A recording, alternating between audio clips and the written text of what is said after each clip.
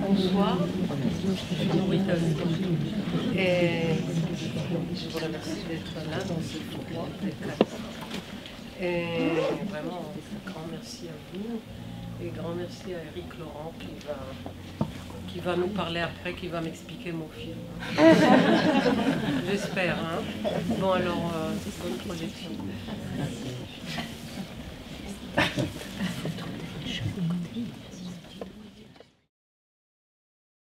Tu disais que j'allais avoir une place dans ton dispositif qui allait être d'expliquer. Quand on a affaire à un Witz, comme disait Freud, expliquer les Witz, c'est vraiment pas la chose la plus amusante à faire. Et alors quand on a affaire à une œuvre d'art, aussi, c'est encore, disons, c'est à la puissance supérieure.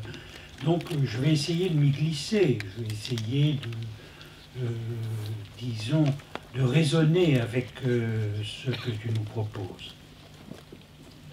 La dernière fois que j'ai fait ce petit exercice, c'était en octobre 2013. C'était devant ton film qui portait le titre Annonce de Sorotte. Et là, d'ailleurs, je me faisais le porte-parole de Judith Miller, qui n'avait pas pu venir dire son texte.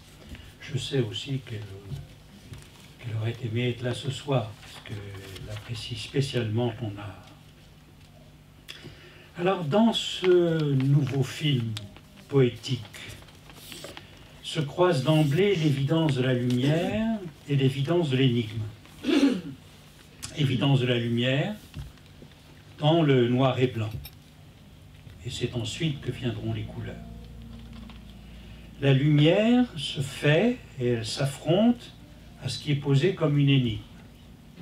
Ce que ne sait pas la mère de Nourrit, à savoir si sa propre mère est vivante ou morte. Il y a aussi les jeunes futurs parents saisis, allongés dans une référence à une sorte de scène originaire, d'image de la conception. C'est un moment, le film commence un peu comme Tristram Shandy, dans lequel on commence à assister à la conception du héros. Les cadrages, ces fenêtres sur le monde au pluriel, si présentes dans le film, démultiplient la fenêtre unique de la pièce unique où se déroule l'enfance. Ils introduisent de nouveaux dispositifs qui laissent toujours advenir ce qui excède le cadre. Les fenêtres des films de Nourrit ouvrent sur l'espace ce qui déborde le cadre, pris lui-même dans le cadre de l'espace. Comme les propos des acteurs, savants, ouvrent sur le silence ou sur le bruit de fond du vent, comme une sorte de souffle déjà là, roi que tu évoques explicitement. D'emblée, les acteurs de Nourrit sont pris eux aussi dans la tension entre l'énigme et son élucidation. L'énigme, pour Nourrit, peut prendre plusieurs formes selon les films. Ce peut être les énigmes de la langue parlée, de la langue sacrée, de l'annonce de la maternité dans les textes divins. Là, il s'agit de la poétique de tout ce qui de notre corps échappe. Lui qui est fenêtre sur le monde, mais clôture imparfaite. Et les acteurs sont tout de suite présents dans leur corps, dans la variété de leur présence physique, si diverse, si bien dosée. Ils forment comme une palette de corps humains. D'abord, le corps du plus savant de tous, celui qui a eu la carrière la plus longue, la plus brillante, la plus reconnue internationalement, avec sa chevelure à l'Einstein, encore plus peut-être mystique par les petites bouclettes. Et puis le corps d'une jeune femme de l'Amsterdam cosmopolite, d'un intellectuel français, d'un Italien du Nord, d'un chercheur massif d'odeurs délicates, qui ne nous dira pas comment il a pu se sublimer, lui, dans la recherche. Et enfin d'un jeune voix, à qui les montagnes suisses ont redonné un corps. Chacun de ces corps, comme dirait Spinoza, est vraiment un corps idée. Quelle lumière intérieure les illumine quand ils parlent, subtilement contraints par le dispositif de nos rites. Ces corps nous sont d'abord donnés, sauf le premier, ils nous sont donnés d'abord sans le visage, de dos. Le premier aussi. Le premier, on le voit d'abord dans le jardin. Oui. Mais après, il est dans le couloir. Mais ce soir, je me suis aperçu, parce que j'avais... En fait, c'est le seul que tu me montres avant. En image fixe. Oui, une image fixe. Dans des couloirs qui se ressemblent tous, bien qu'ils appartiennent à des institutions si éloignées.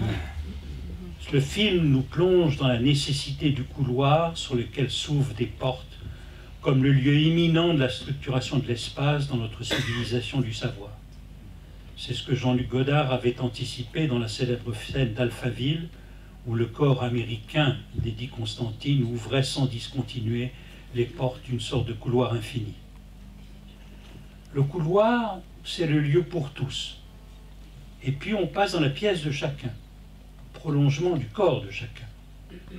Et là, plan sur le visage. D'abord silencieux, puis chacun s'enflamme, une lumière descend sur lui. En quelques minutes, chacun dit la passion de sa vie et sa recherche.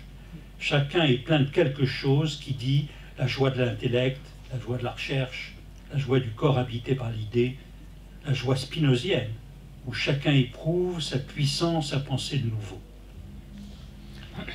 Et on les voit emplis de cette flamme de l'élucidation face à l'énigme qu'ils déchiffrent. Leur affect est communicatif, il fait envie. On veut partager cette lumière, avec la nostalgie de ne pas avoir choisi la voie de la recherche scientifique. Ils me font comprendre, c'est-à-dire ils me font éprouver ce que Lacan disait dans un étrange hommage vibrant au désir du scientifique. Étrange par le biais que Lacan prend pour cet hommage, à la fois loin de tout utilitarisme et sans pour autant tomber dans l'idéalisation. À la fin du séminaire sur l'éthique, donc, il dit ceci. Il évoque la science qui fait toutes sortes de conquêtes. Et il en fait la forme même du désir de notre temps. Il dit « Le désir de l'homme, longuement anesthésié, endormi par les moralistes, domestiqué par les éducateurs, trahi par les académies, s'est tout simplement réfugié, refoulé dans la passion la plus subtile et la plus aveugle, comme nous le montre l'histoire d'Oedipe, la passion du savoir. » Venons-en à l'examen de ce que ces corps habités par l'idée nous disent. D'abord, Yadin Doudaï, qui dès son postdoc au Caltech a fait partie de l'équipe qui a mené les travaux pionniers sur l'analyse neurogénétique de la mémoire, qui, dans d'autres textes qu'il a écrits, pouvait définir la mémoire comme rétention d'une représentation interne dépendant de l'expérience, nous présente ici, avec des mots d'une limpidité exemplaire, la mémoire-activité, le contraire d'une conception de la mémoire stockage, enregistrement. Et loin de tout aplatissement, de toute bijection entre une fonction psychique et une assemblée de neurones ou une zone neuronale, il souligne combien c'est le fait qu'un même ensemble de neurones servent à plusieurs fonctions, liées aussi bien au passé qu'à l'avenir, qui fait que notre débilité à nos souvenirs, le fait que notre souvenir change tout le temps, qu'il soit éminemment plastique et instable, est le fondement même de la possibilité d'imaginer. Dans cette présence de l'ailleurs imaginable, qu'il rend palpable, y compris dans sa gestuelle si présente, comment ne pas entendre une sensibilité mystique, au sens d'une sensibilité à la présence énigmatique de l'autre, au cœur de l'activité scientifique.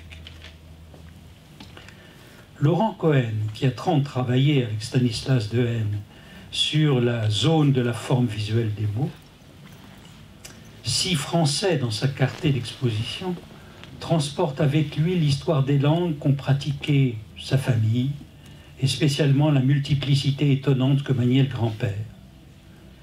Il transporte l'histoire tout court, de Thessalonique à Istanbul et à Paris. Dans sa recherche sur la lecture et sur la zone exacte commandant l'Alexis, on entend la passion familiale et la situation du sujet juif comme passeur de civilisation et de langue, confronté à la perte toujours menaçante. Là aussi, la science est ce qui délivre d'un destin. La médecine permet de réparer et de redonner la possibilité de la grammaire à ceux qui l'ont perdue. Et de mieux comprendre comment ça peut se faire.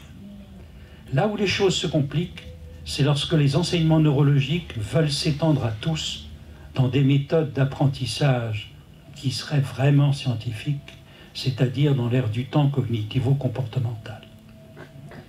Les difficultés de Stanislas Dehaene en témoignent.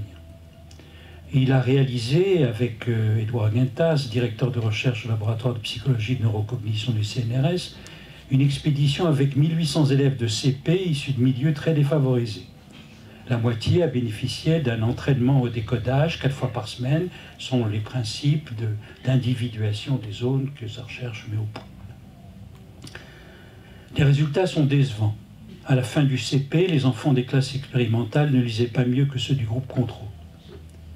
Par contre, l'équipe d'Yves Vrotter, directeur d'un laboratoire Théodile à l'Université de Lille, a suivi pendant 5 ans la mise en place d'une pédagogie Freinet dans une école d'un quartier défavorisé.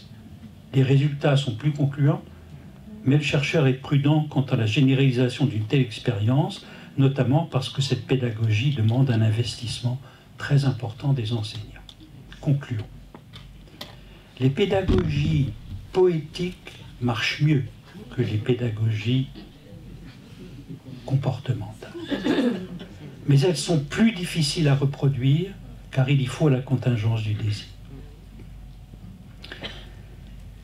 Ensuite, une photographie frappante de la synchronisation des rires entre mère et enfant dans un face-à-face joyeux permet de passer du miroir au neurone miroir.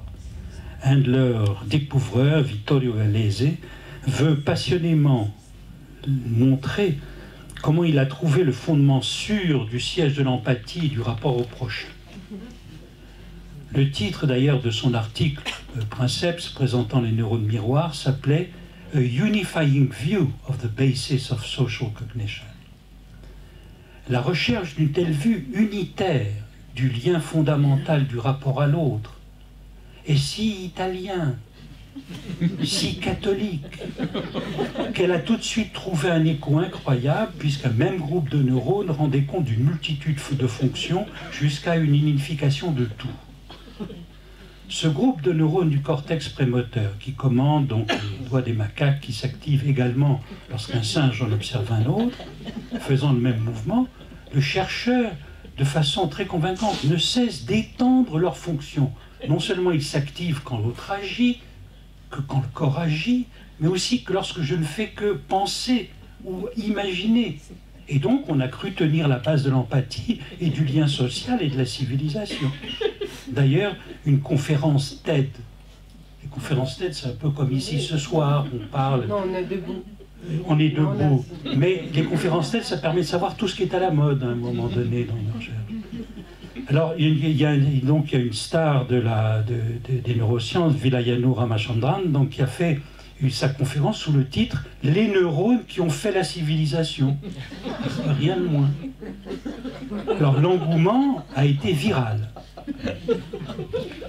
Au bout d'une dizaine d'années, la difficulté de reproduction des expériences au-delà des gestes simples, et puis l'invention d'objections expérimentales par les chercheurs, c'est-à-dire la production d'empathie, entre guillemets, mais sans l'aide de neurones moteurs qui avaient été lésés, ont soulevé des résistances de plus en plus grandes à l'acception des thèses de Gallese. On en vient, comme un livre publié l'an dernier le notait, on en vient maintenant à douter même de leur utilité, étant donné, comme le dit un chercheur plutôt protestant et anglo-saxon, étant donné la facilité déconcertante avec laquelle il est loisible de former des hypothèses grandioses à leur sujet. Fin de citation. La chercheuse Sharon Peperkamp, venue d'Amsterdam, ville à jamais marquée par la rencontre en ce lieu improbable, quasiment inhabité avant que l'histoire de persécution n'y fasse se rencontrer tant de peuples opprimés et industrieux, nous fait partager sa passion bilingue, elle qui passe si bien du hollandais au français. Elle parle avec tant d'émerveillement du talent de distinction des bébés bilingues et tente d'en déduire la souplesse de leur talent futur avec une formidable passion. Par son éloge de l'entre-deux langues, les bébés bilingues deviennent des portraits de Nourit elle-même et Amsterdam-Paris rejoint Tel Aviv. Noam Sobel cherche la clé des comportements humains dans l'odeur, au point d'y trouver les clés de la synchronisation des femmes entre elles. Il cherche à élucider scientifiquement une énigme qui passionne les hommes, eux qui ont tant de mal à se synchroniser avec les femmes. Du côté des hommes, il trouve la loi d'une désynchronisation, celle que provoquent les larmes, qui font baisser les taux de testostérone et leur donnent enfin un statut biologique précis, alors qu'on ne savait quoi faire de ces larmes si encombrantes depuis l'époque baroque. Elles sont le fondement d'un signal, comme il le dit, de stop. Et quel geste magnifique de force accompagne son assertion. Plût au ciel que cela fût ainsi. Que d'atrocités pourraient être évitées si ce beau mécanisme biologique fonctionnait dans l'histoire effective. On entend dans ce qu'il nous dit la détermination et dans la détermination du chercheur, qu'il incarne, il faut bien dire, physiquement formidablement, le souci d'un Israélien confronté à la menace permanente d'agression face à laquelle il n'y a pas de signal de fin. Le corps politique, au sens de Spinoza, qui pourrait incarner la recherche d'un processus au-delà du pur signal biologique pour trouver une fin, fait d'autant plus cruellement défaut à l'entendre. Chacun de ceux qui ont parlé jusque-là nous ont fait percevoir combien l'activité scientifique est indissociable des autres discours qui se tiennent dans notre civilisation et qui traversent les corps. Loin de donner des images d'un pays de la recherche scientifique séparé, il présente y une perspective nouvelle, trouver dans les discours qui nous traversent comme corps parlants un point d'ancrage nouveau auquel donnent accès les nouvelles techniques de la biologie. Et puis vient, dernier témoin, notre collègue François Ansermet, qui, psychanalyste oblige, confie la clé de ce qui a fait l'origine de sa passion pour le déchiffrage des énigmes du raccord entre le désir de la mère, l'annonce du père, la naissance de l'enfant, tout ça suffisamment décalé dans le temps et avec une menace pour que ça reste énigmatique. Il trouve dans le pays de l'enfance, auquel il reste attaché, la racine de sa passion pour la recherche scientifique, qui continue à soutenir son souhait d'inventer des dispositifs pour résoudre les impasses de la conception. Dans ces dispositifs complexes viennent confluer les demandes multiples de l'enfant, qui rendent palpable l'énigme de ce qui fait une mère. Nourit donne une place de choix au psychanalyste entre la démonstration et le rêve. Une part de lui-même est dans la science, une autre dans l'interprétation, ce qui convient d'autant plus à celui qui doit aussi bien répondre avec efficacité aux souffrances périnatales que s'immiscer avec tact dans les énigmes du désir. Il parle en psychanalyste de l'origine.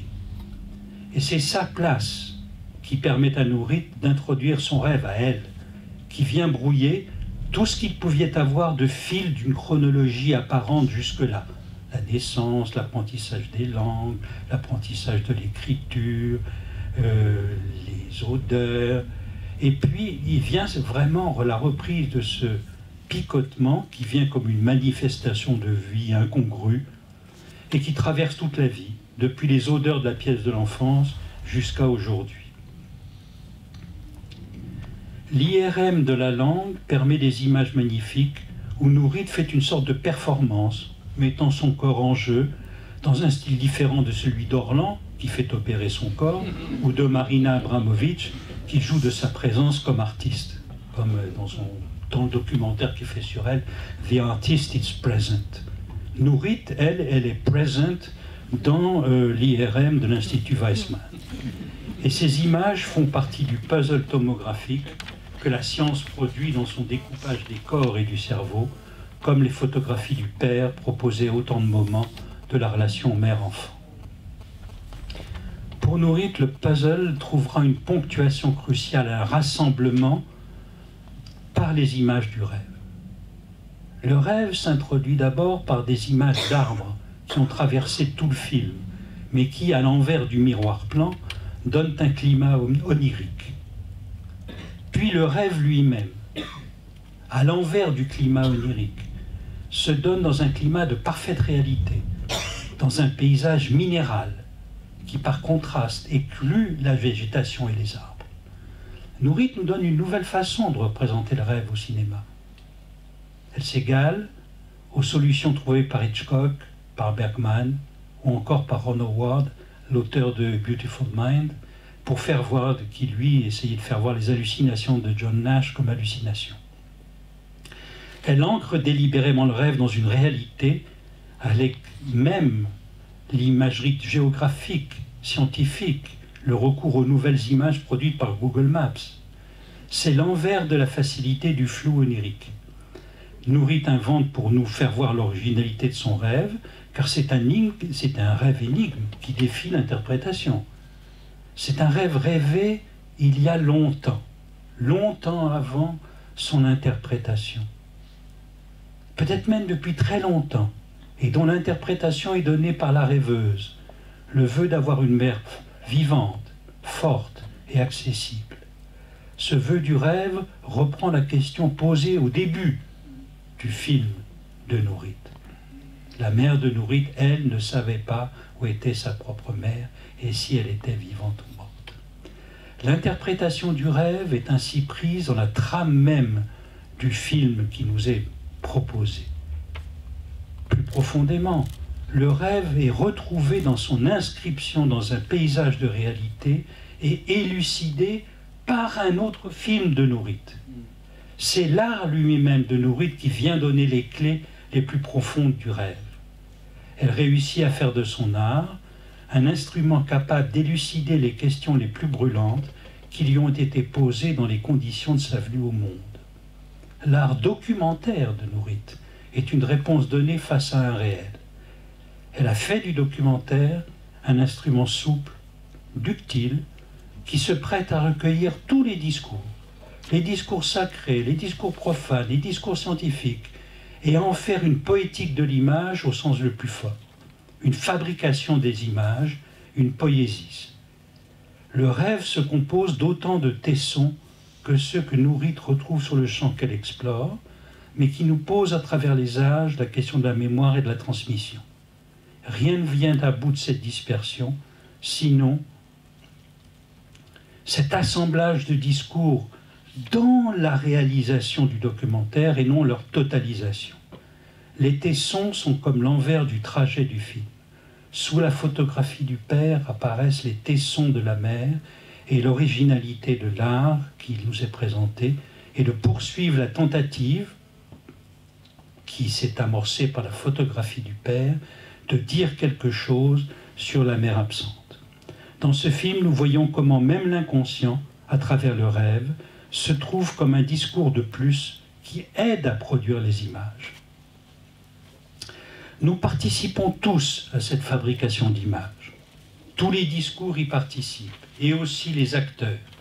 Et là, ce soir, le commentateur, les spectateurs, c'est un mode d'inclusion à la fois toujours particulier, un par un, mais qui ne cesse de s'étendre. C'est une participation rhizomique à la poésie de Nourit. Elle nous fait tous travailler. Et d'ailleurs, je ne connais personne d'autre qui, à Paris ou à Tel Aviv, peut réunir des psychanalystes de toute école et obédience, des scientifiques des disciplines les plus variées, des sciences les plus dures aux sciences les plus molles, mais aussi des universitaires, des érudits, des religieux.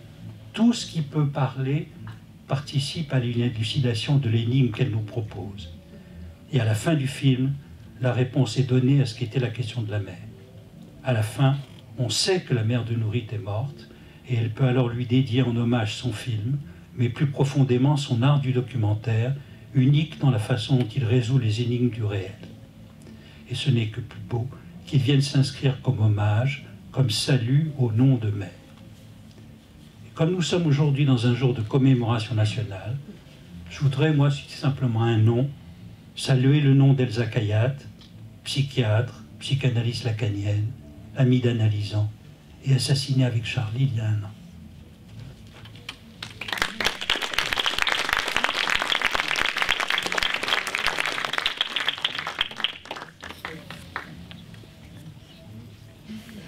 Ça te va?